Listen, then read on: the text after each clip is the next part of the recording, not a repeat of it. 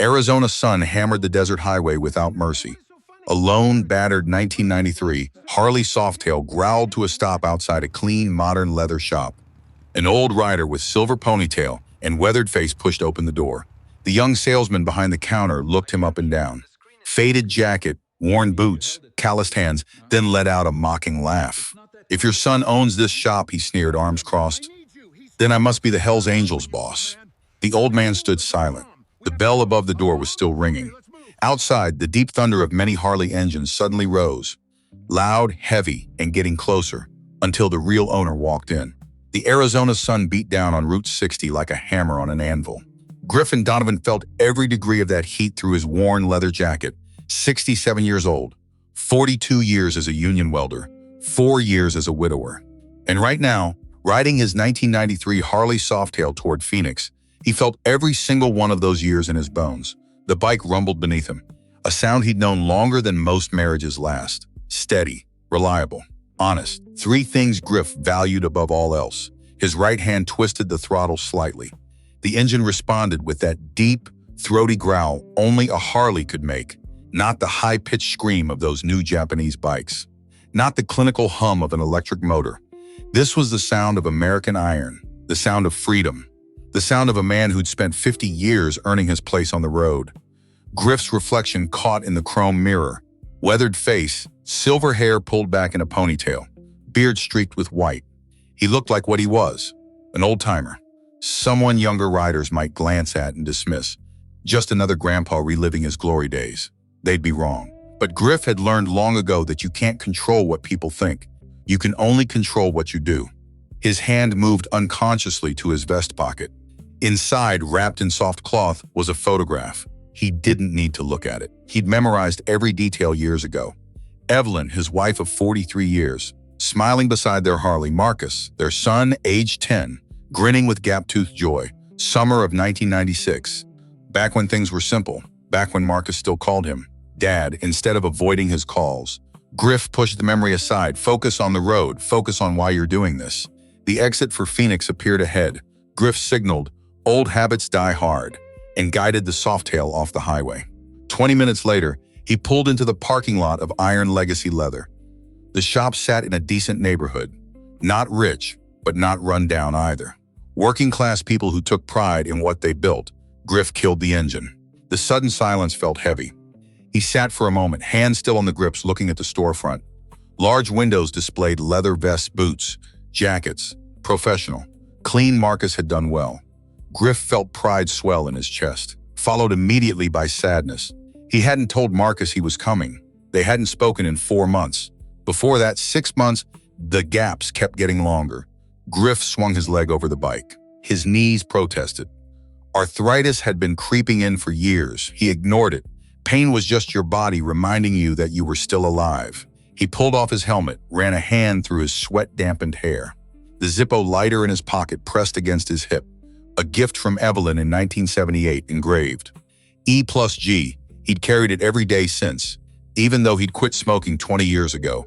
Some things you keep not because you need them, but because they remind you of who you used to be, who you still wanted to be. Griff took a deep breath. Through the window, he could see someone moving inside the shop. Not Marcus. This person was younger, smaller, an employee good. Maybe this would be easier if Marcus wasn't there right away. Maybe Griff could just buy what he came for and leave a note. Or maybe that was the coward's way out. He'd ridden 90 miles to get here. He could walk through a door. Griff pushed it open. A small bell chimed overhead. The shop smelled like leather and oil. Good smells. Honest smells. The kind that told you real work happened here. The interior was bigger than it looked from outside. Racks of jackets lined the left wall. Everything from basic black to elaborate designs with fringe and studs. Vests hung on the rack. Some plain, some already bearing patches and colors from various motorcycle clubs. In the back, Griff could see a glass display case, probably for the expensive custom pieces. Behind the counter stood a young man, late 20s maybe, tall and thin, wearing a crisp white button-down shirt, Dust Star jeans, spotless white sneakers. Not a single grease stain or worn patch anywhere. The kid was hunched over a MacBook, fingers flying across the keyboard. He didn't look up when Griff entered. Griff waited. 5 seconds, 10, 15, still nothing. Finally, the young man glanced up. His eyes swept over Griff in less than a second, taking in the faded black t-shirt, the old Levi's with worn knees, the scuffed boots that had been resoled twice. The kid's expression shifted from neutral to something else. Not quite contempt, but definitely not respect. "Afternoon," he said, voice flat. "Can I help you find something?" The tone suggested he'd rather not. Griff moved closer to the counter. Looking for a leather vest, he said, "Size XL, black." Something simple, the young man.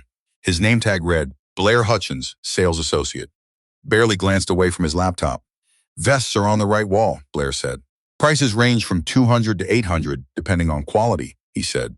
Quality, while looking at Griff's clothes, the implication was clear. Griff kept his voice even. "I know. My son owns this shop." That got Blair's attention. His head snapped up, eyes narrowed. "Your son, that's right. Marcus Donovan?" "Yes." Blair leaned back in his chair. A small smile played at the corner of his mouth. Not a friendly smile. "Marcus Donovan is the president of the Hells Angels Phoenix chapter." Blair said slowly, like explaining something to a child. "He's one of the most respected men in the motorcycle community in Arizona. And you're telling me he's your son?" "I am." Griff said nothing. It let the silence do the work. Blair stood up, came around the counter. He walked in a slow circle around Griff, examining him, judging him. "You don't look like someone whose son runs a successful business," Blair said. "You look like someone who might have rode past this place and decided to try a scam." Griff's jaw tightened, but his voice stayed calm. "I'm 67 years old. I rode 90 miles to get here. I'm not running any scam. I just want to buy a vest from your son's shop." "Yes, the son you claim is Marcus Donovan." "I don't claim anything. It's a fact." Blair laughed, actually laughed. "Sir, I've worked here for 8 months. Marcus has never once mentioned a father. Not once. In fact, I'm pretty sure he told me his family situation was complicated." "It is complicated, right? So complicated that he's never mentioned you, never had you visit, and never put your name on any paperwork as emergency contact." Griff felt heat rising in his chest. Not anger yet, but close. "My son and I have a difficult relationship," he said quietly. "That doesn't change the fact that I'm his father." Blair crossed his arms. "You know what? I hear a lot of stories in this business. People trying to get discounts by claiming they know someone. People trying to get access to club information by pretending to be related to members. So forgive me if I don't just take your word for it." "Call him," Griff said. "Marcus. Call him and ask. He's on a club run. Won't be back until 6 tonight." That's Blair checked his watch. A chunky smartwatch that probably cost more than Griff's bike payment. 90 minutes from now, I can wait. Outside would be better." "No." The word came out harder than Griff intended. Blair's eyebrows shot up. "Excuse me?" "I said no. I'm not waiting outside. I'm a customer. I want to buy something." "I'll wait inside." Blair's face flushed red. "Listen, old man. I'm listening. I don't know what you're trying to pull here, but it's not going to work. If your son actually owns this shop, which I seriously doubt, then you'd have his personal number. You'd just call him yourself." Griff pulled out his phone. An iPhone 8 with a cracked screen. Old but functional. He pulled up his contacts, turned the screen toward Blair. Marcus Donovan, mobile. Read the contact name. Blair squinted at it. "That doesn't prove anything. Anyone can save a number under any name. Want me to call it right now?" "Sure. Let's see what happens." Griff pressed the call button. Put it on speaker. The phone rang once. Twice. 3 times, then voicemail. Marcus's voice. Professional and clipped. "This is Marcus. Leave a message, beep." Griff cleared his throat. "Marcus, it's Dad. I'm at your shop. Need to talk to you about something. Call me back when you can." He hung up. Blair smirked. "Well, that was anticlimactic. He's riding. He'll call back. Or you just left a message on some random number." Griff slipped the phone back in his pocket. "I'll wait for 90 minutes, if that's what it takes." Blair shook his head, walked back behind the counter. "Fine. Wait, but don't touch anything. Don't bother other customers. And if you cause any problems, I'm calling the police." Griff found a leather chair near the window and sat down. His knees thanked him. Blair returned to his laptop, typing aggressively. Probably texting someone about the crazy old man claiming to be Marcus's father. Griff didn't care. He dealt with worse than some kid's skepticism. He dealt with foremen who thought welders were expendable. Union reps who cared more about politics than workers. Managers who'd lie to your face about safety standards. This was nothing. But still the disrespect stung. Not for himself. Griff had thick skin. But the assumption, the immediate judgment that he couldn't possibly be who he said he was, that bothered him, made him think about all the other people who got dismissed every day, based on their clothes, their age, their worn hands, and tired eyes. The world had gotten faster, shinier, more obsessed with appearances. Somewhere along the way, people forgot that the most valuable things don't always look valuable. Griff pulled the photograph from his pocket, unwrapped it carefully, looked at Evelyn's smile. God, he missed her. 4 years gone, and the ache hadn't dulled. Different, maybe less sharp. More like a constant weight he'd learned to carry. She would know what to say right now. She always did. Evelyn had been the bridge between Griff and Marcus, the translator when father and son couldn't understand each other's languages. When she died, that bridge collapsed. And neither Griff nor Marcus knew how to build a new one. Griff wrapped the photo back up, returned it to his pocket, looked out the window at the late afternoon traffic. Phoenix sprawled out under a sky turning orange and purple. Somewhere out there, Marcus was riding with his club, living the life he'd chosen. A life Griff still didn't fully understand. But that was okay. Potocrants don't have to understand everything their kids do. They just have to love them anyway. 30 minutes passed in uncomfortable silence. Blair typed. Griff watched the traffic. The bell over the door chimed occasionally as customers came and went. Blair's demeanor changed completely with each new person. Friendly, helpful, professional. Then they'd leave, and his face would return to that expression of barely concealed irritation every time he glanced at Griff. At 5:15, the lights in the back storage room began to flicker. Once, twice, then they went out completely. Blair looked up from his laptop, frowning. Great, he muttered. He stood, walked toward the storage room door. The lights flickered again, came back on for 3 seconds, then died. This time, a small alarm started beeping. Blair's frown deepened into genuine worry. He pulled out his phone, started jabbing at it. No, he said. Not now, Griff stood up. Problem?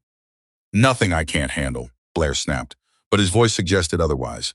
The alarm kept beeping. Blair disappeared into the storage room. Griff heard him swearing. A minute later, Blair emerged, face pale. The electrical panel back there is acting up, he said, more to himself than Griff.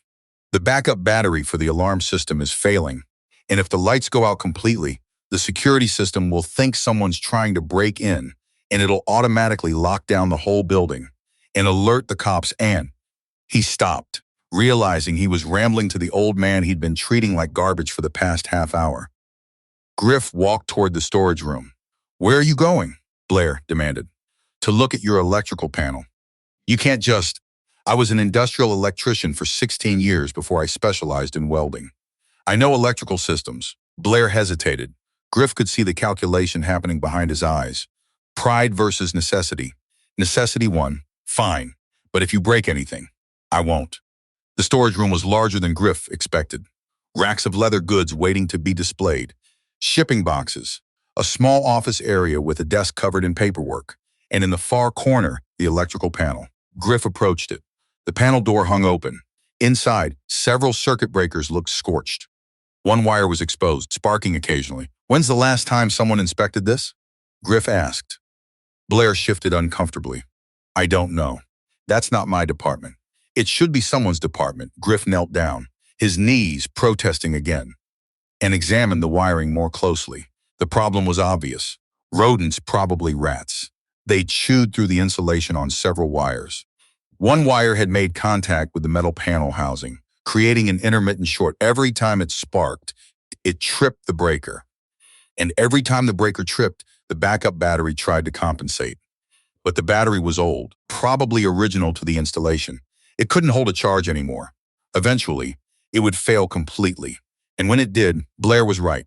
The security system would freak out. How bad is it? Blair asked from the doorway. Fixable, but not with the tools I have on me. So we need to call an electrician. On a Friday evening? You'll pay triple rate for emergency service.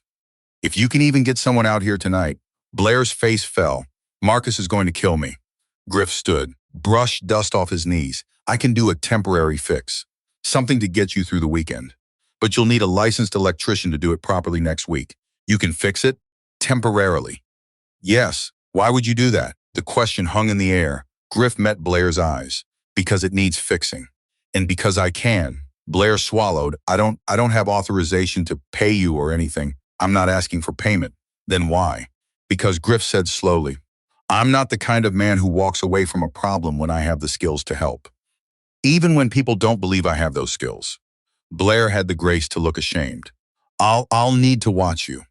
To make sure that I don't sabotage anything? Smart. I'd do the same. Griff walked back to his bike. From the saddlebag, he pulled out a small toolkit, worn leather case with Donovan stamped on it inside.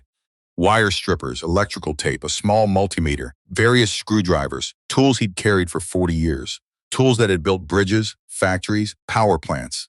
Blair watched from the doorway as Griff returned. That's a welder's toolkit, Blair said quietly. It is. Marcus has the same one. Same leather case. Same stamp, I know. I gave it to him when he turned 18. Blair said nothing. Griff got to work. First, he killed the main power to the storage room.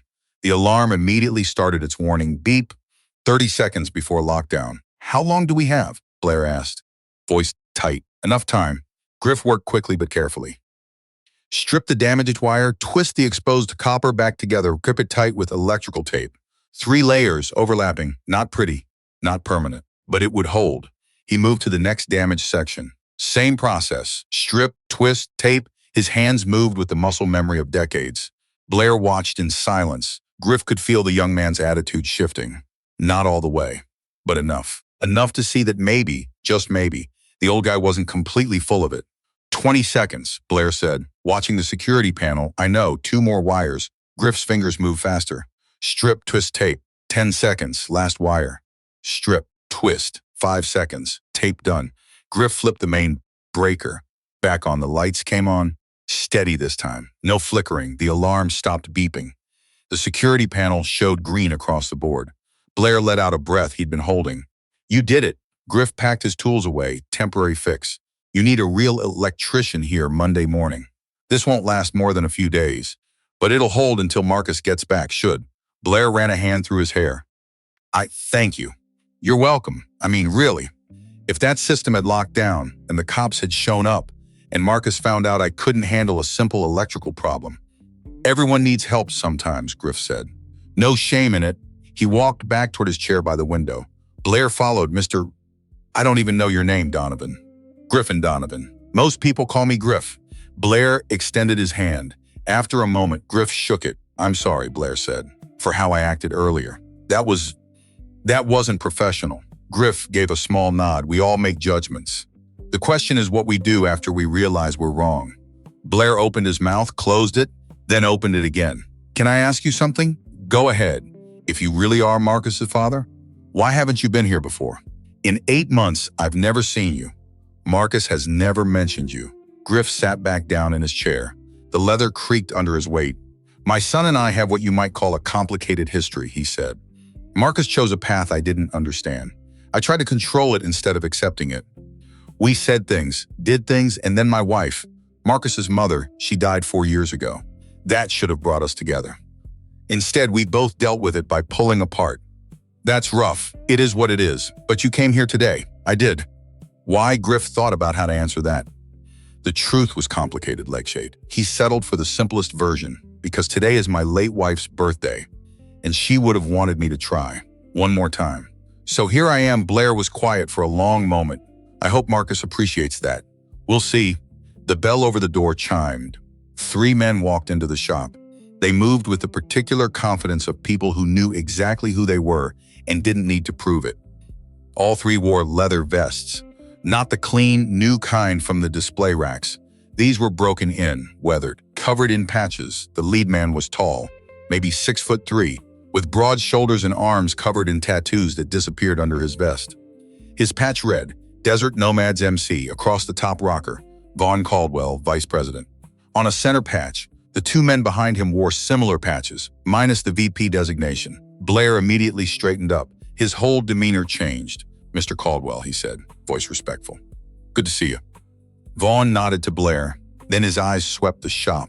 They landed on Griff. Held there. Afternoon, Vaughn said. Griff nodded back. Afternoon, Vaughn walked closer, studying Griff with the same intensity Blair had earlier. But this was different. This wasn't judgment.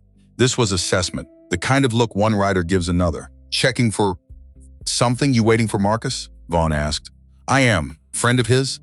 Before Griff could answer, Blair jumped in. He claims to be Marcus's father. Vaughn's eyebrows rose. Claims.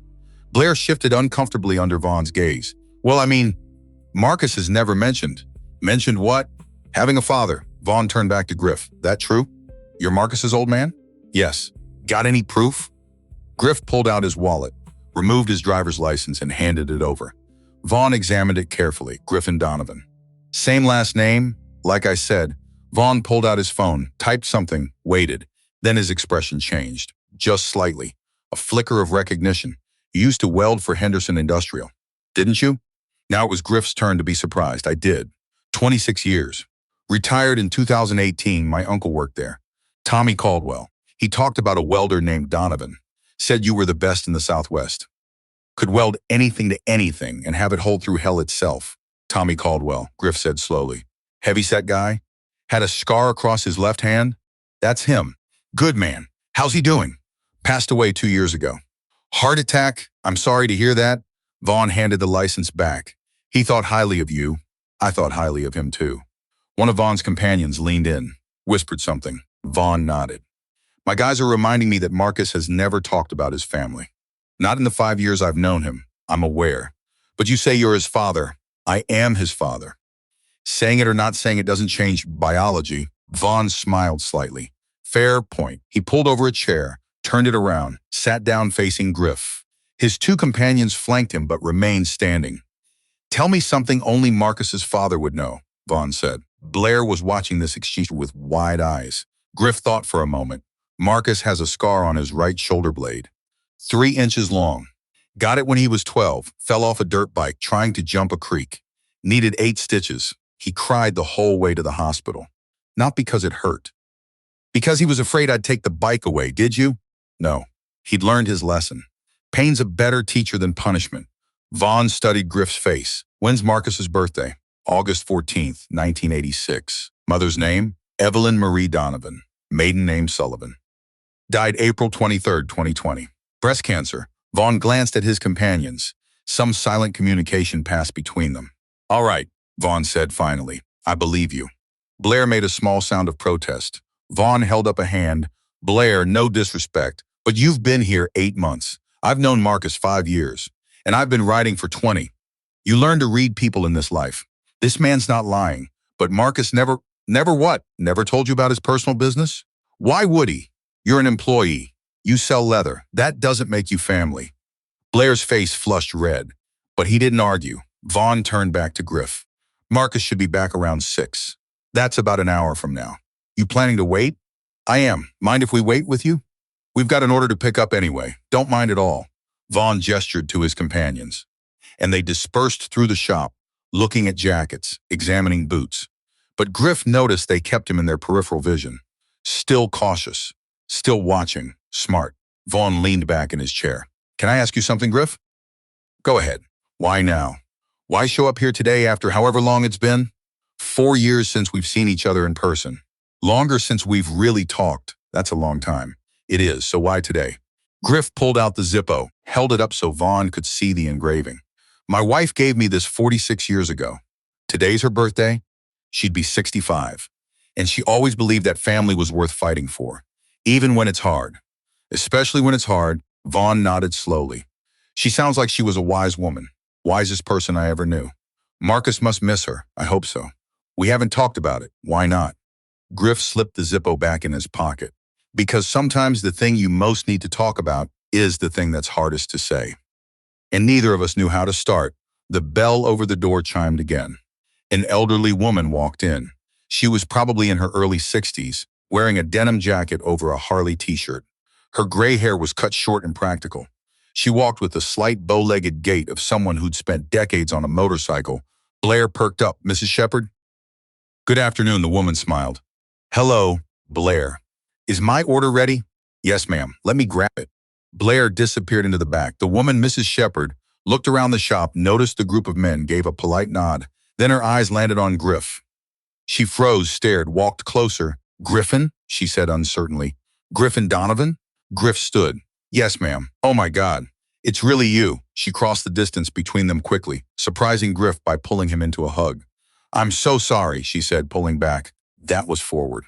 But I didn't expect to see you here. I'm sorry, ma'am, but do we know each other? Lorraine Shepard. We met at Evelyn's funeral, briefly. Marcus introduced us. The memory clicked. A blur of faces at the service. So many people. Marcus had been there but distant, speaking to everyone except Griff. I remember, Griff said. You were very kind. Evelyn was a wonderful woman. I only knew her the last few years, but she made an impression. She had that effect on people. Lorraine looked around. Are you here to see Marcus? Trying to. Blair returned with a bag. Here you go, Mrs. Shepard. The gloves you ordered. Thank you, Blair. She took the bag but didn't leave. Instead, she turned to Blair. Did you give Mr. Donovan any trouble when he came in? Blair's face went through several expressions at once. I didn't know. This is Marcus's father, Blair. He said that. But you didn't believe him? Blair looked at the floor. Lorraine shook her head. This generation, she muttered, always assuming everyone's lying. She turned back to Griff. Marcus talks about you, you know? That surprised him, he does? Not often, and not to many people.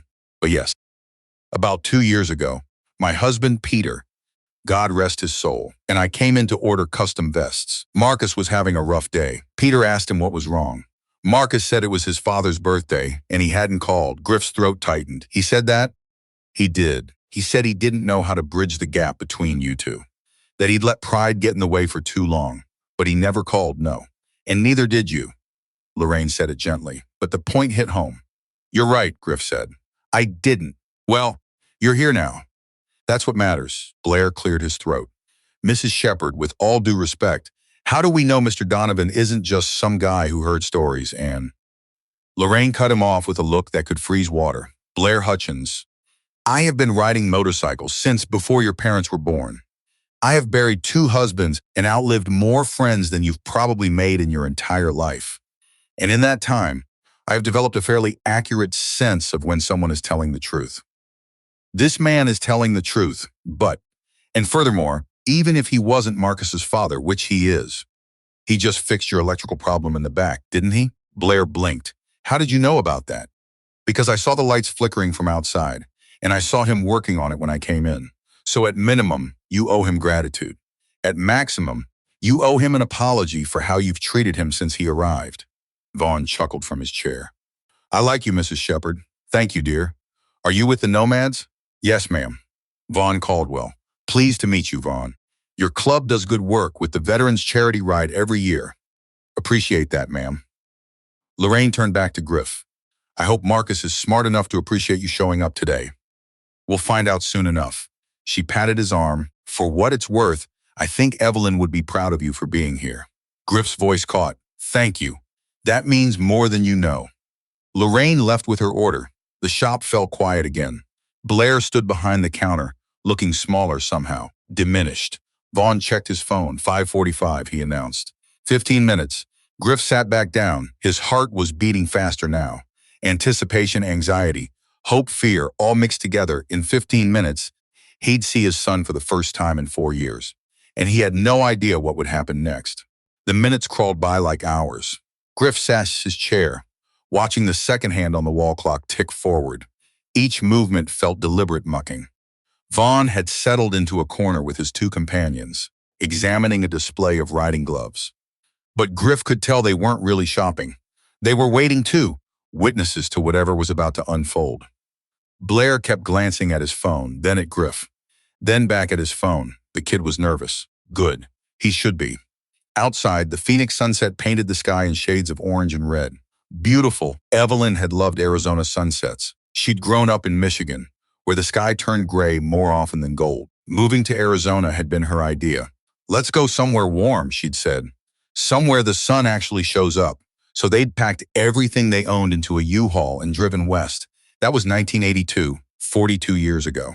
Marcus had been -4 years old at the time. Just a possibility, a hope, a someday. 4 years later, he was real, screaming in a hospital delivery room at 3:47 in the morning. 7 pounds, 6 ounces perfect.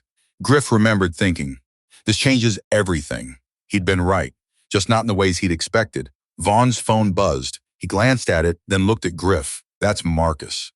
Says he's 10 minutes out. Griff's pulse quickened. He nodded. Didn't trust his voice right now. Blair stood up from behind the counter. Should I go in the back or? Vaughn shook his head. You should stay right where you are. Face the music, but I didn't. You did. Own it. Blair sat back down. The shop fell silent again. Griff could hear traffic outside, the hum of the air conditioning, his own heartbeat in his ears. 7 minutes, 6, 5, the sound of motorcycles grew louder outside, multiple engines, powerful ones. Griff recognized the distinctive sound of Harley Davidson V-twins. But not just one or two, more like 6 or 7, all arriving together, the engines cut off in sequence silence. Then voices, men talking, laughing. The camaraderie of riders who'd spent the day together on the road. Footsteps approached the door. Blair looked like he might throw up. Vaughn straightened slightly. Even his two companions shifted, becoming more alert. The door opened. A kid stumbled through the door. Not Marcus, someone younger. Maybe 19 or 20. White t-shirt, jeans, skateboard under one arm. He looked around confused. You guys open? Blair's voice came out strangled. Yes. Can I help you? I need a new helmet. My old one cracked. Helmets are on the back wall. The kid wandered off. The tension that had built up deflated slightly tight alarm, but the sound of the motorcycles was still there, right outside. Griff stood, walked to the window, looked out. 7 Harleys sat in the parking lot. Riders clustered around them, moving helmets, talking, streeting after a long ride, all wearing leather vests, all bearing the same patches. Griff couldn't make out the details from this angle, but he didn't need to. He knew what they said. Vaughn came to stand beside him. That's Marcus's crew, Vaughn said quietly. I figured, you ready for this? As I'll ever be. Griff watched as the riders started moving toward the shop. They moved as a unit. A pack brothers. The door opened again. This time it wasn't a kid with a skateboard. 6 men entered, all wearing vests covered in patches, all carrying themselves with quiet confidence. They weren't trying to intimidate. They didn't have to. Their presence did that work for them. But Marcus wasn't among them. Griff's stomach sank slightly. One of the men, older, maybe late 40s, with a full beard and arms like tree trunks, spotted Vaughn. Caldwell, he said, nodding. Martinez. Vaughn replied. The bearded man's eyes moved to Griff, assessed him, filed him away. Then moved on. The 6 men spread out through the shop, looking at merchandise, but also making their presence known. This was their territory, their brother's business, and they were here. Blair looked terrified. The kid with the skateboard emerged from the back, helmet in hand. He took one look at the leather-clad bikers, and his eyes went wide.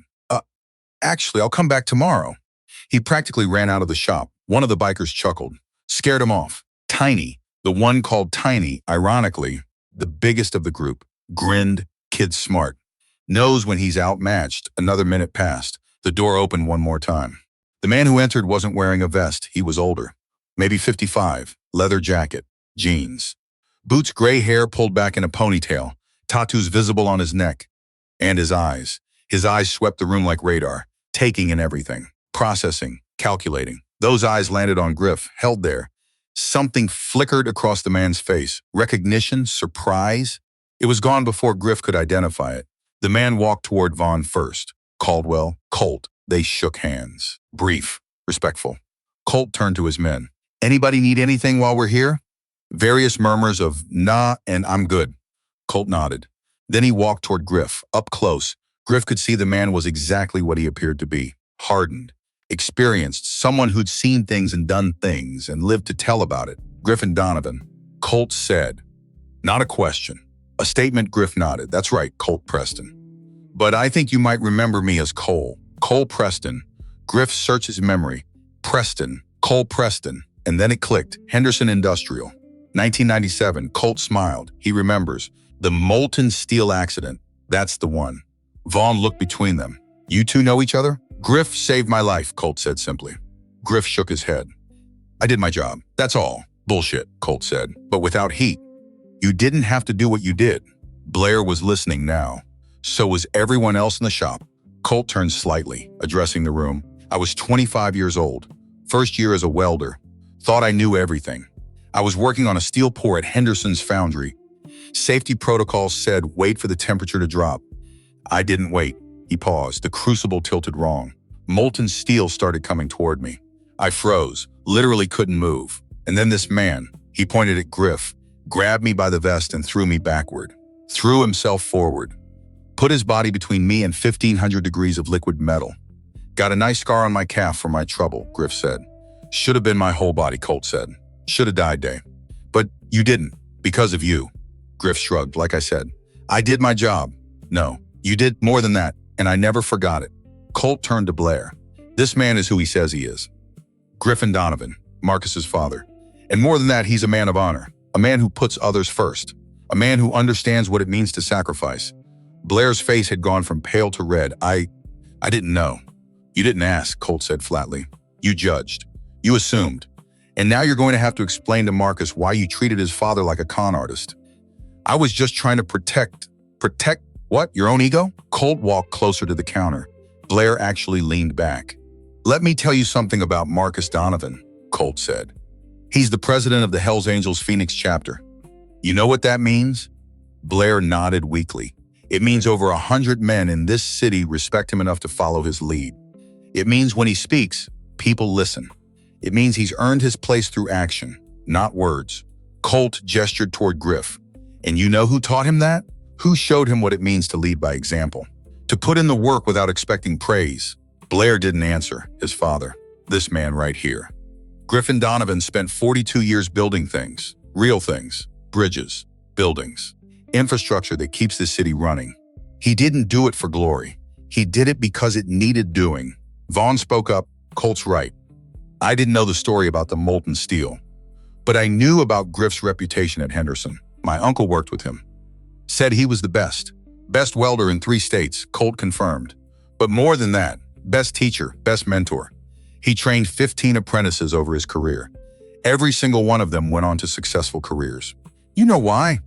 Why, one of Colt's companions asked. Because he didn't just teach them how to weld. He taught them how to think, how to see problems before they happened, how to take pride in your work. Colt turned back to Griff. Marcus learned from the best. Griff felt uncomfortable with the praise. Marcus learned from himself. He's his own man. True, Colt agreed. But you laid the foundation. The front door opened again. Everyone turned. A woman entered, mid-30s. Professional attire, briefcase. She looked around at the leather-clad bikers and raised an eyebrow. Am I interrupting something? Just waiting for someone, Colt said. All right then. She walked to the counter. I called ahead about a custom jacket. Blair scrambled to help her, grateful for the distraction. As Blair dealt with the customer, Colt moved closer to Griff, lowered his voice. I need to tell you something. About Marcus. What about him? He's struggling. Has been since Evelyn died. Griff's chest tightened. How do you mean? On the outside, he's solid, strong, leads the chapter as well, but inside he's carrying weight, guilt, maybe, regret. He won't talk about it. Not to me, not to anyone.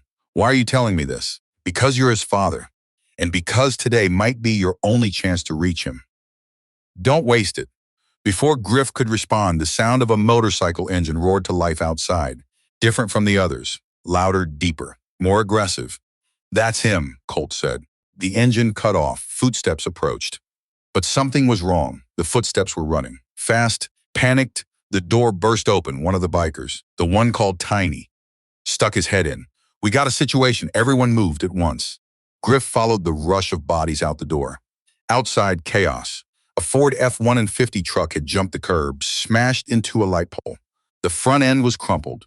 Smoke rising from the hood, and slumped over the steering wheel was a man, not moving. People were standing around, staring, frozen. Several had their phones out, recording instead of helping. Griff pushed through the crowd, his body moving on instinct. 40 years of working in dangerous environments had trained him for this. Stay calm, assess the situation. The driver's door was jammed. Griff grabbed the handle, pulled, nothing. Help me, he said to Tiny. The big man grabbed the top of the door frame. Together they pulled. Metal groaned. The door popped open. Smoke billowed out, not just from the engine. Something was burning inside. Fire! Someone shouted. Griff ignored them. He reached in, unbuckled the driver's seatbelt. The man was conscious barely, blood running down his face from a cut on his forehead. Can you move? Griff asked. The man groaned. My leg stuck. Griff looked. The man's leg was pinned between the crushed dashboard and the seat. The smoke was getting thicker. We need to pull him out, Colt said, appearing at Griff's side, his legs trapped, Then we untrap it. Colt reached in, grabbed the dashboard, pulled with everything he had. The metal shifted. Not enough. Again, Griff said. They pulled together. 2 inches, the driver screamed. One more time, Griff said. On three, 1, 2, 3, they pulled. The dashboard shifted enough. Griff grabbed the driver under the arms, dragged him out. Tiny helped, taking the man's weight. They carried him 20 feet from the truck, laid him on the ground. Someone had called 911. Sirens were already approaching. Griff knelt beside the driver, chucked his pulse. Strong chucked his pupils. Responsive. The leg looked bad, probably broken. But he'd live. You're okay, Griff told the man. Ambulance is coming. The driver grabbed Griff's arm. My daughter, back seat. Griff's blood went cold. He looked at the truck, looked at Colt. There's a kid. Colt was already moving. He ran back to the truck. The smoke was worse now. Griff could see flames starting to lick up from under the hood. Colt! It's going to blow. Colt ignored him, reached into the back seat. Griff saw him struggle with something. Then Colt emerged, carrying a little girl, maybe 4 years old, unconscious. Colt ran. 10 feet from the truck, 15, 20, the truck exploded. Not a Hollywood explosion, a real one. A burst of flame and pressure that knocked Colt forward. He rolled, protected the girl with his body, landed hard, but safely. The little girl started crying. The sound cut through everything else. The crowd, the sirens, the crackling fire. She was alive. Griff let out a breath he hadn't realized he was holding. The ambulance arrived 30 seconds later. Paramedics rushed to help the driver.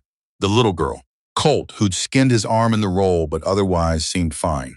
Police showed up, started taking statements, controlling the crowd. A fire truck arrived, put out the truck fire. The whole thing had lasted maybe 3 minutes, but it felt like an hour. Griff stood to the side, hands shaking slightly. Adrenaline dump. He'd experienced it before, usually after a close call at a work site. That moment when you realized how close you'd come to disaster, when your body caught up with what your mind had pushed through. Vaughn appeared beside him. That was impressive. That was necessary. Most people just stand there. Film it. Post it online. You acted. So did Colt. True.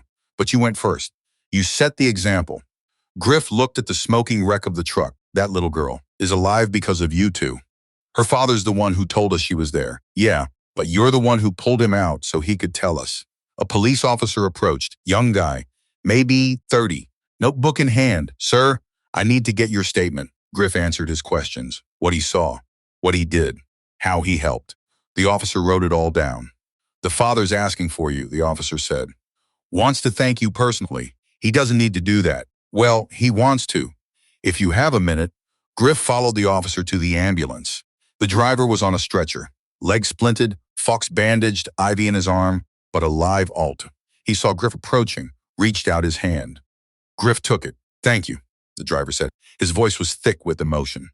Thank you for saving my daughter. Anyone would have done the same. No, they wouldn't have. Most people just stood there. The driver's grip tightened. What's your name? Griffin Donovan. Jake Morrison.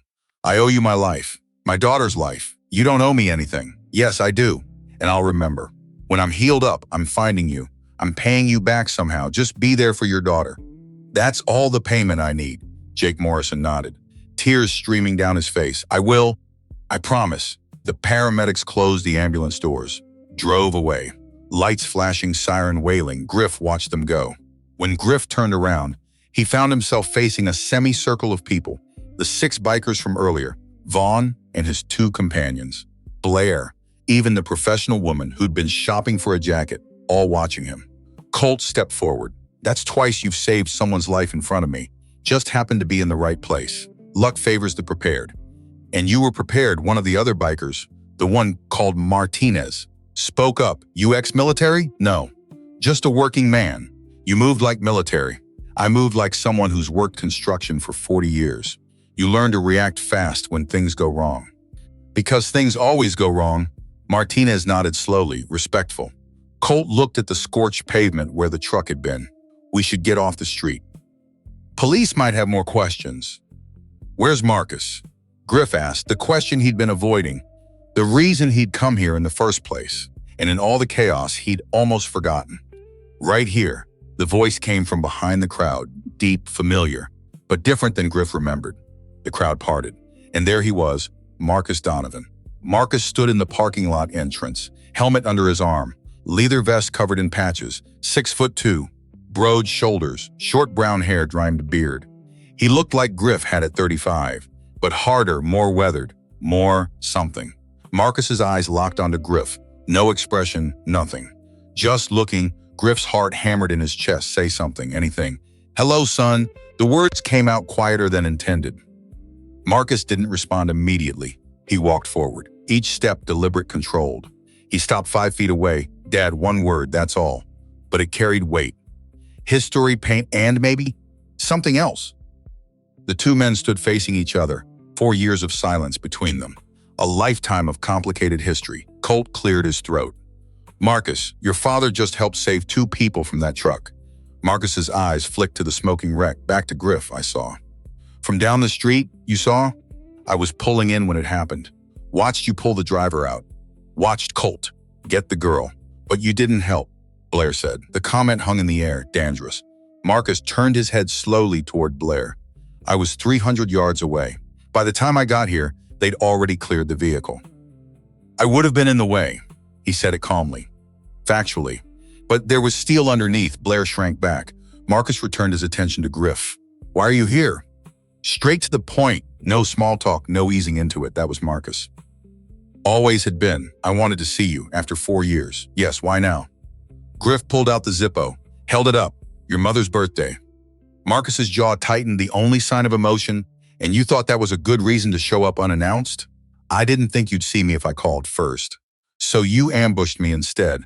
"I came to my son's place of business." "That's not an ambush." "It feels like one." The words stung, but Griff had expected resistance, prepared for it. "I'm sorry you feel that way, but I'm here now, and I'd like to talk."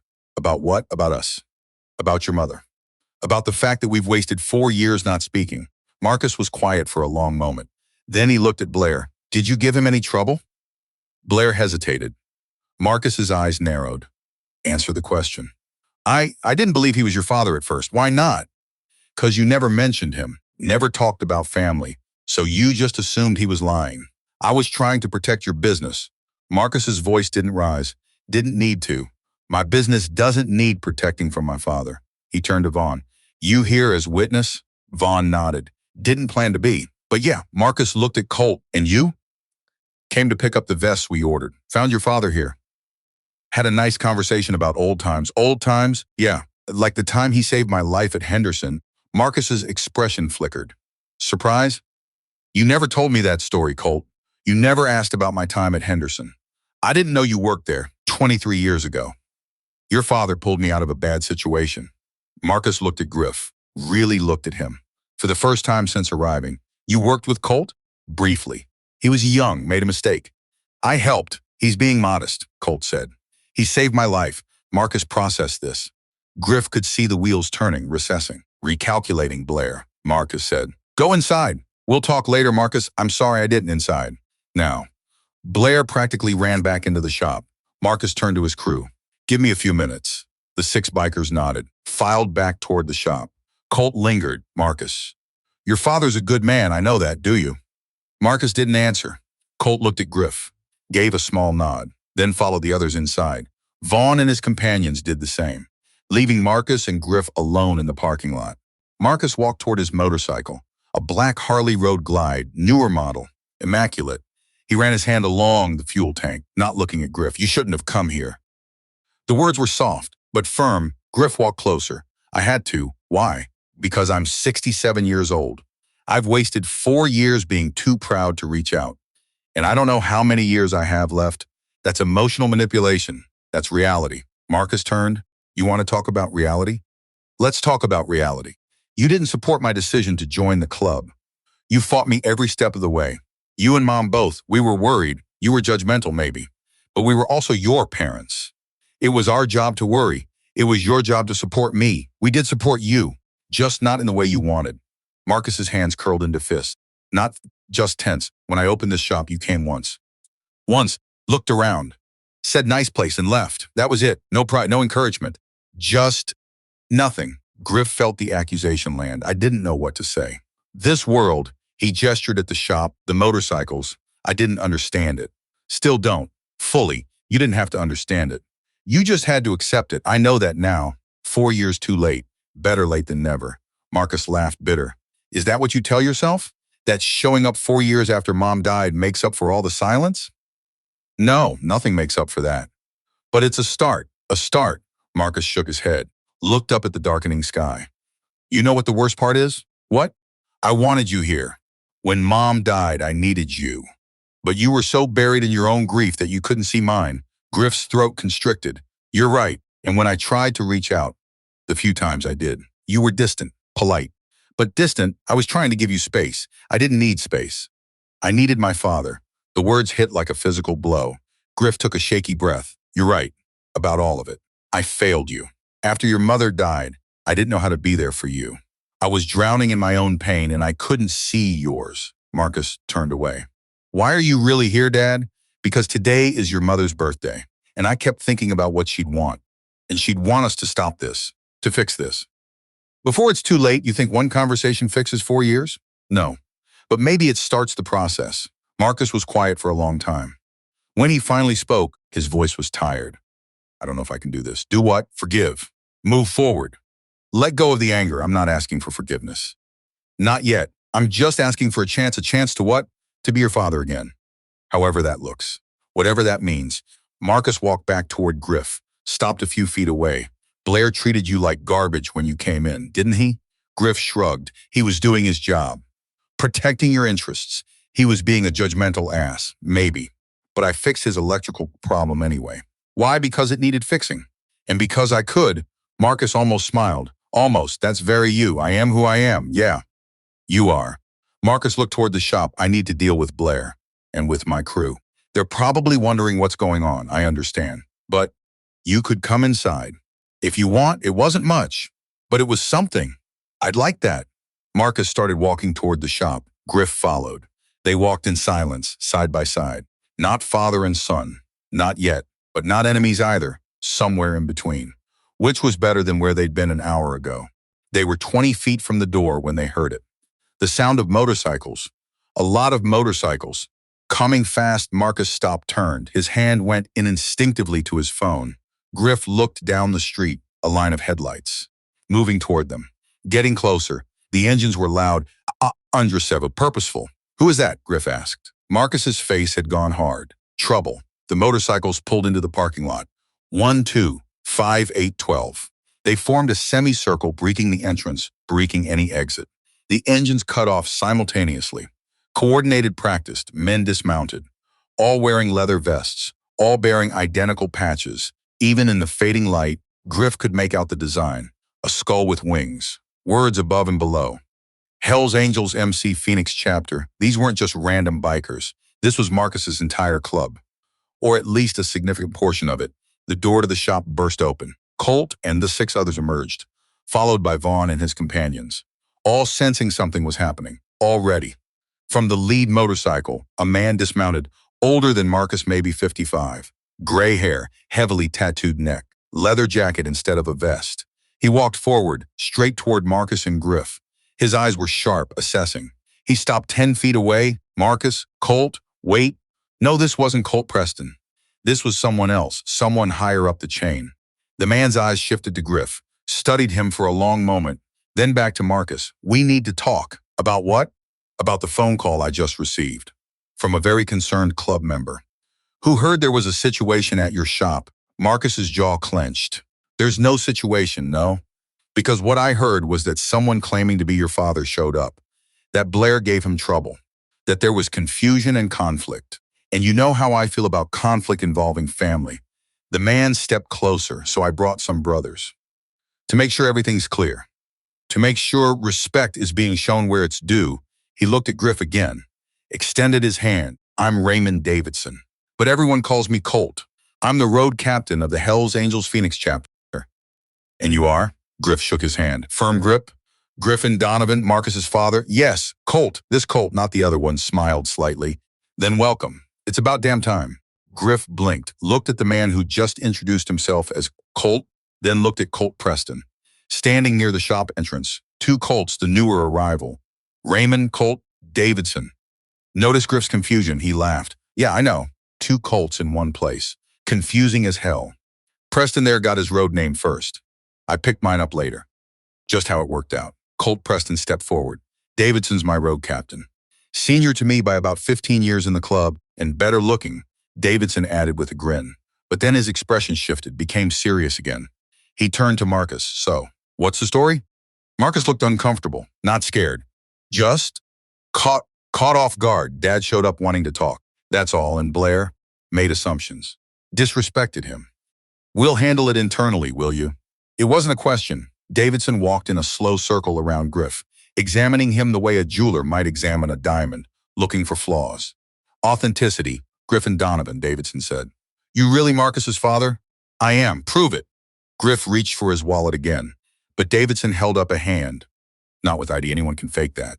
Tell me something only a father would know. Griff thought for a moment.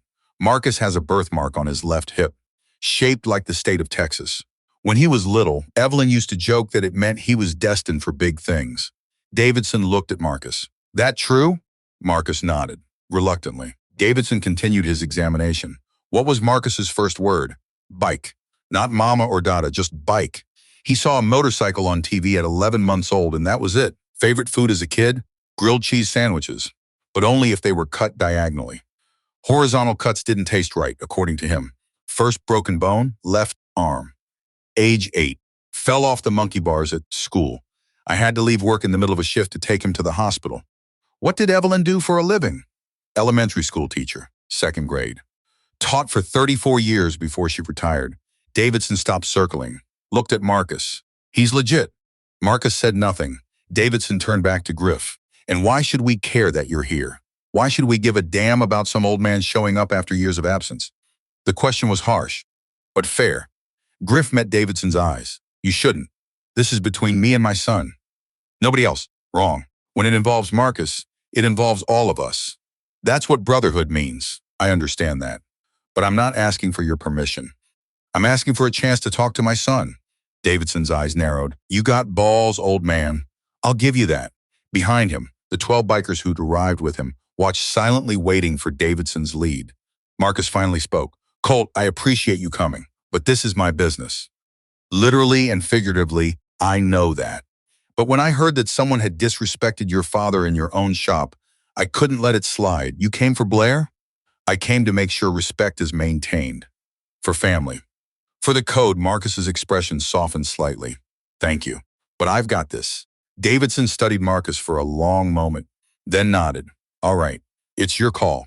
He turned to his crew. Circle up. The 12 bikers dismounted, formed a loose circle in the parking lot. Davidson gestured for Griff to join them. You too, old man, why? Because I want to tell you a story about your son. The circle formed. Marcus stood slightly outside it. Watching tense, Davidson stood in the center. Addressed Griff directly. 3 years ago, we had a situation. One of our brothers, guy named Tommy Reeves, got arrested. Bullshit charges. Cops were trying to make an example. Tommy was looking at 5 years. Davidson paused. Tommy had a wife, 3 kids. One of them had special needs, required constant care, expensive care. If Tommy went away for 5 years, that family would have been destroyed. One of the other bikers, a lean man with a scarred face, spoke up. Marcus organized everything. Got Tommy a real lawyer, not a public defender. A real one. Cost $15,000, another biker added. Marcus paid half out of his own pocket. Organized fundraisers for the rest, Davidson continued. Took 9 months, but the charges got dropped. Tommy came home. Family stayed together. Tommy's kid graduated high school last year, the scarred man said. Full scholarship. None of that happens if Marcus doesn't step up. Another biker stepped forward. Older, maybe 60. 2 years ago, my house burned down. Electrical fire. Lost everything.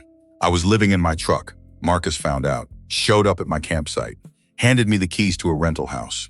Said I could stay there until I got back on my feet. Paid the rent for 6 months, the old biker said, voice thick. Didn't ask for it back. Didn't make a big deal. Just did it. Story after story. Brother after brother. Each one sharing something Marcus had done. Someone he'd helped. A problem he'd solved. Not for glory, not for recognition, just because it needed doing. Griff listened. Each story landed like a punch to his chest. Not painful, but powerful. This was his son. The boy he'd raised. The man he'd lost touch with. And here were a dozen men testifying to Marcus's character. His leadership, his heart. Davidson spoke again. Marcus became president of this chapter at 36 years old. Youngest president in Phoenix chapter history. You know why? Griff shook his head. Because when the previous president died, heart attack, sudden, the chapter was in chaos. 20 different personalities, 20 different ideas about where we should go. Could have torn us apart, Marcus stood up, Preston said. Didn't campaign, didn't politic, just stood up and said, brothers, we're stronger together than divided. Let's honor our fallen president by staying united. Unanimous vote, Davidson said. Every single member voted for Marcus. That doesn't happen, ever. But it happened for him. The circle fell silent. Davidson walked closer to Griff. So when I heard that someone disrespected your son's father in his own shop, I took it personally. Because Marcus takes care of us. Which means we take care of what matters to him. Even if he hasn't talked about you. Even if you've been absent, you're still his father. Griff's voice came out rough. Thank you. For telling me this, we're not done, Davidson said. He turned to Marcus. Get Blair out here. Marcus hesitated. Colt, now, Marcus. This needs to be handled properly. Marcus walked into the shop. 30 seconds later, he emerged with Blair. The young man looked terrified. He saw the circle of bikers and went pale. Oh God, come here, Davidson ordered. Blair walked forward on shaking legs. Davidson pointed to the ground in front of Griff. Kneel. Blair's eyes went wide. What? I kneel. Please, I didn't mean. Davidson's voice cut like a blade. Blair Hutchins. You work in a shop owned by a man we respect. A man we call brother. A man we die for. And when his father walked through that door, you treated him like garbage. I didn't know, did you treat him like garbage? Silence, then quietly. Yes, louder. Yes, I treated him badly. Why? Because he looked old and poor. And I didn't think someone like him could be related to Marcus. Someone like him. Blair was crying now, full tears streaming down his face. I'm sorry. I'm so sorry. I was wrong. I was so wrong. Davidson looked at Griff. What do you think he deserves? The question hung in the air. Every eye in the circle was on Griff. This was a test. He knew that. A test of character, of judgment of who he was as a man. Griff looked at Blair, really looked at him.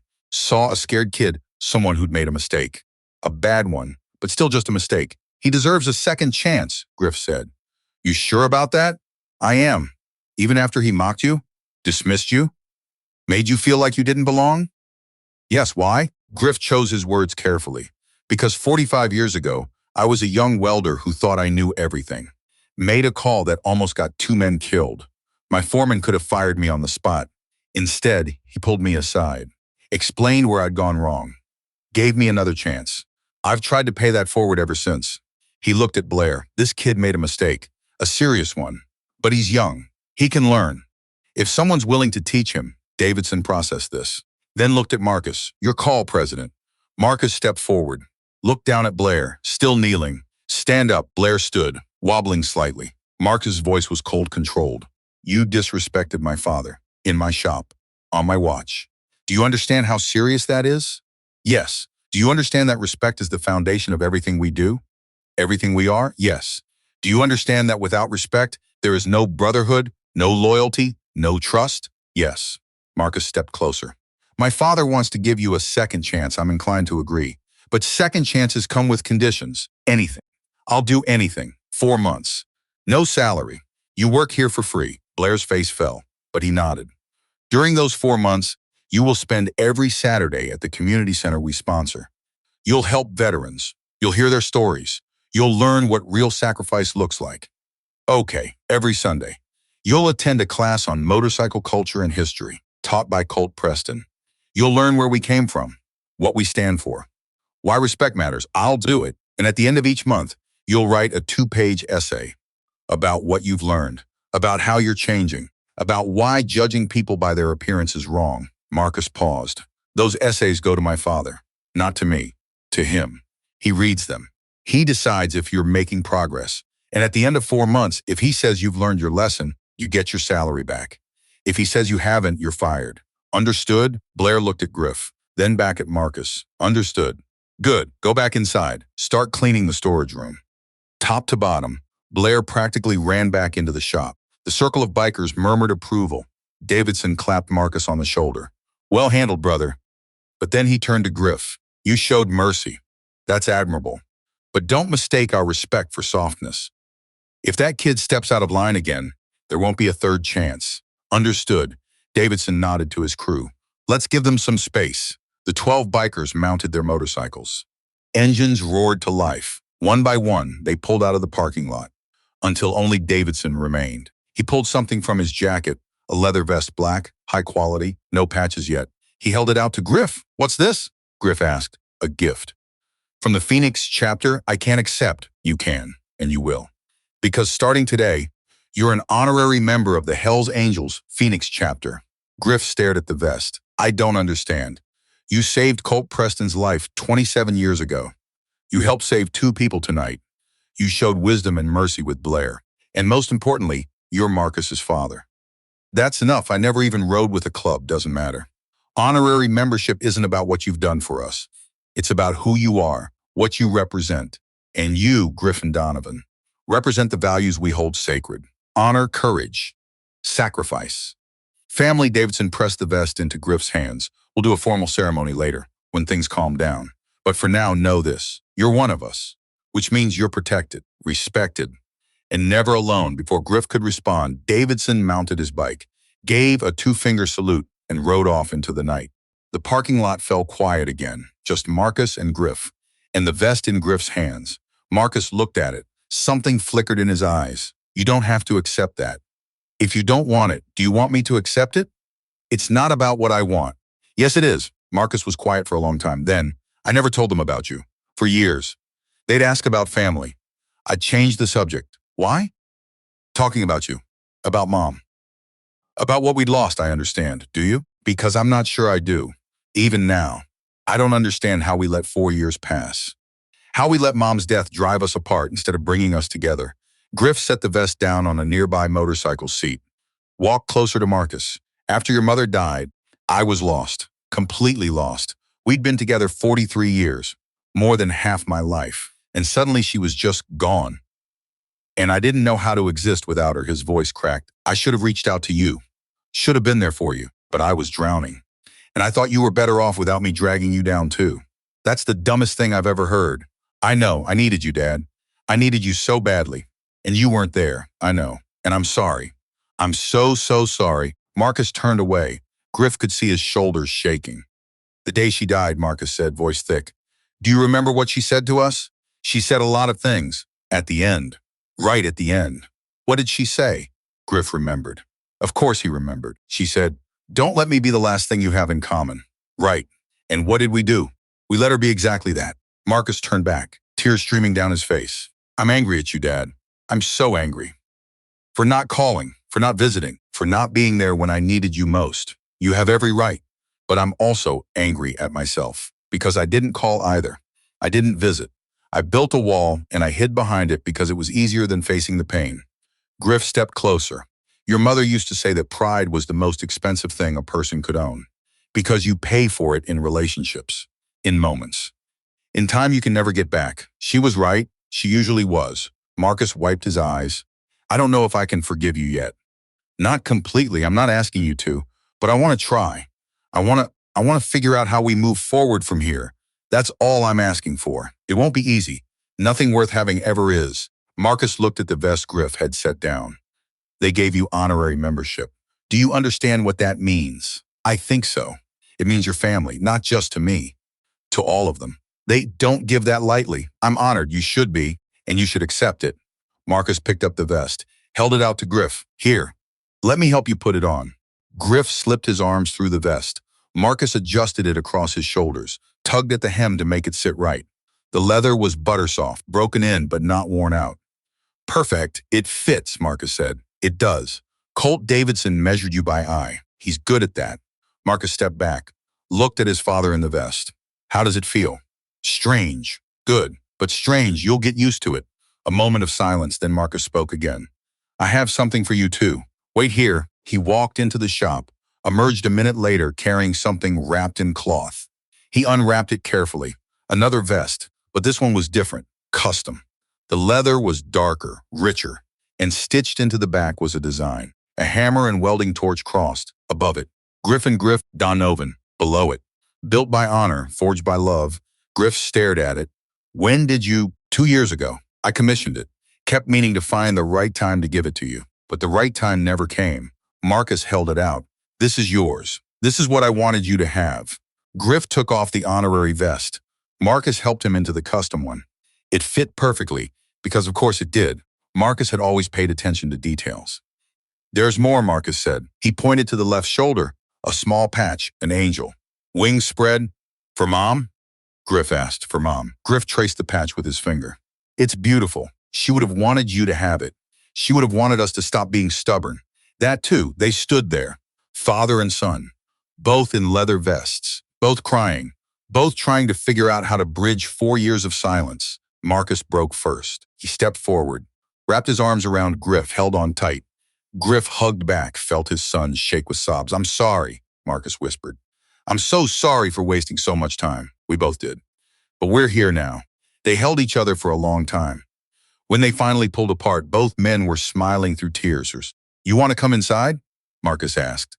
See the shop properly? I'd like that. Marcus led Griff through the front door. The shop was empty now, except for Preston and Vaughn.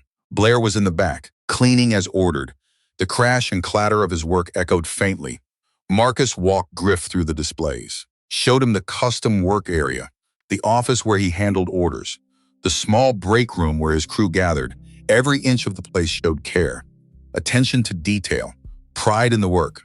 You've built something impressive here, Griff said. Thank you.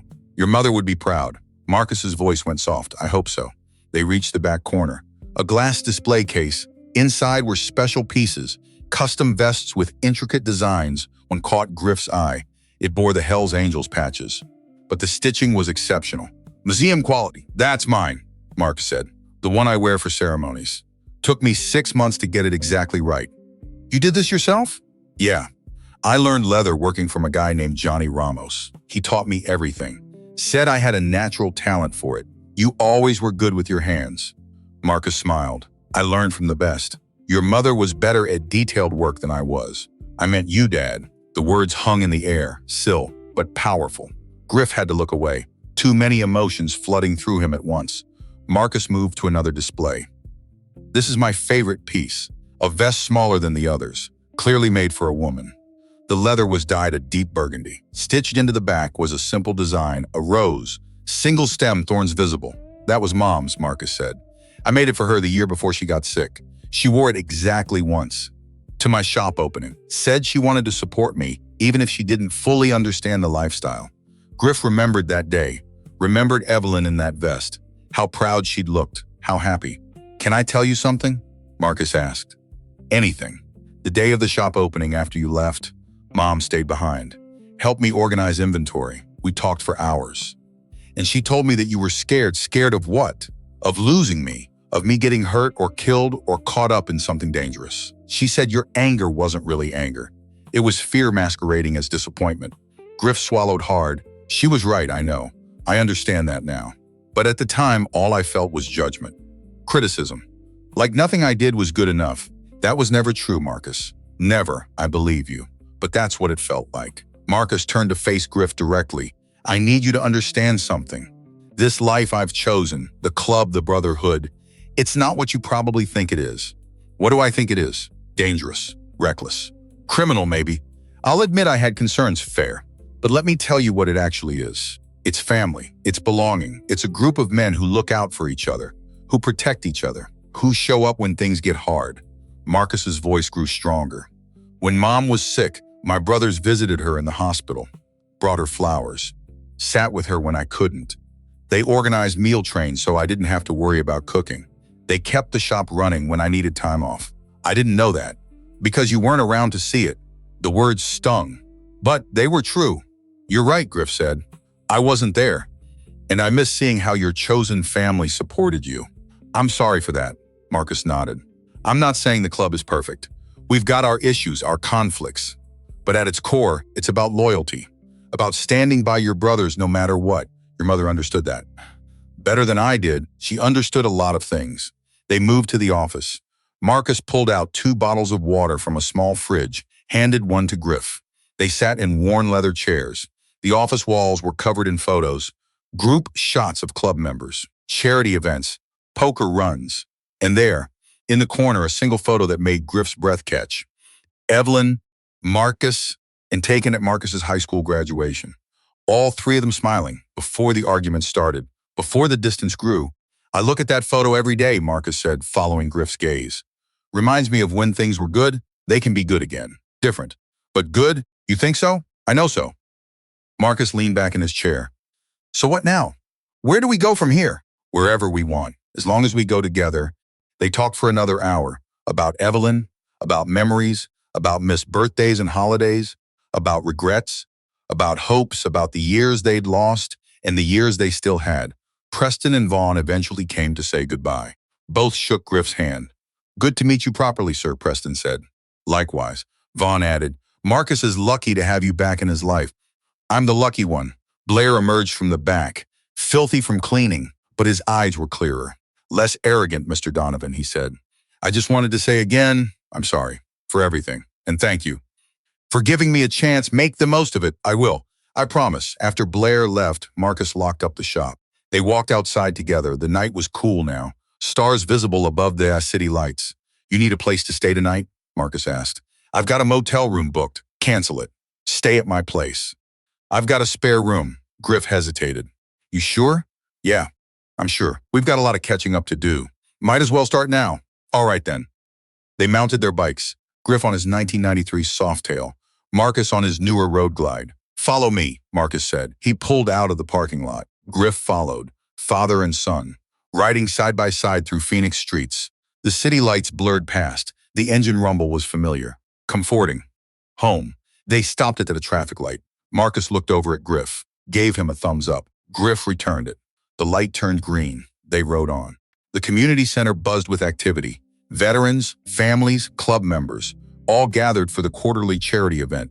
Griff stood near the food table, helping serve. Blair was beside him. The kid had changed over 3 months, less arrogant, more humble. Actually listening when people spoke, Mr. Donovan, Blair said, Can I ask you something? Sure. That first day, when I treated you so badly, why didn't you get angry? Why didn't you fight back? Griff thought about it. Because anger would have solved nothing. And because I've lived long enough to know that everyone deserves grace. Even when they don't deserve it, I didn't deserve it. Maybe not. But you earned it back. Through hard work. Through humility. Through change. Blair smiled.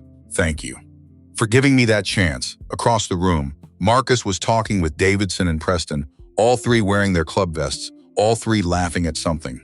Griff watched his son, saw the man he'd become. The leader, the brother, the keeper of values that mattered. Marcus caught his eye, waved him over. Griff excused himself from the food table, walked across the room. Dad, Marcus said, we're organizing a ride next month. Route 66. 3-day trip. You in? Yeah, you. Honorary members are encouraged to participate.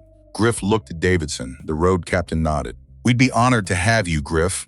Then count me in, Marcus grinned. Good, because I already told everyone you were coming. They talked logistics. Routes, stops, who was bringing what. Later, as the event wound down, Griff and Marcus helped clean up side by side, working in comfortable silence. The kind of silence that only comes from understanding, from acceptance, from family. Hey, Dad, Marcus said. Yeah? I'm glad you showed up that day. At the shop? Me too, son. Even though Blair was a jerk, especially because of that. It gave us a reason to talk. To work through things, Marcus nodded. Mom would be happy. About us. This. She would. They finished cleaning. Walked out to the parking lot together. The night sky was clear, millions of stars visible. Same time next week? Marcus asked. Dinner at my place? Wouldn't miss it. Good. Because I'm making Mom's meatloaf recipe. Or trying to, anyway. Griff laughed. I'll bring dessert. They mounted their bikes, started the engines. The familiar rumble filled the air. They pulled out of the parking lot together, riding side by side, father and son, 2 generations. One road, the city lights stretched out before them. Arizona night warm and welcoming. And somewhere, Griff liked to think, Evelyn was watching, smiling, proud of what they'd rebuilt, not perfect, but real, and sometimes real is better than perfect. Sometimes broken things, when put back together, are stronger than they were before, because the cracks become part of the story, part of the beauty, part of what makes them valuable. Griff twisted the throttle, felt the bike respond beneath him, felt the wind against his face, felt alive, for the first time in 4 years. truly alive. And as they rode through Phoenix streets, two Harleys moving as one, Griff realized something. It's never too late to try again, to reach out, to bridge the gap, to choose love over pride, to choose family over ego, to choose together over alone. The road stretched ahead, long winding, full of possibilities. And for the first time in years, Griff wasn't riding it by himself. He had his son beside him, and that made all the difference.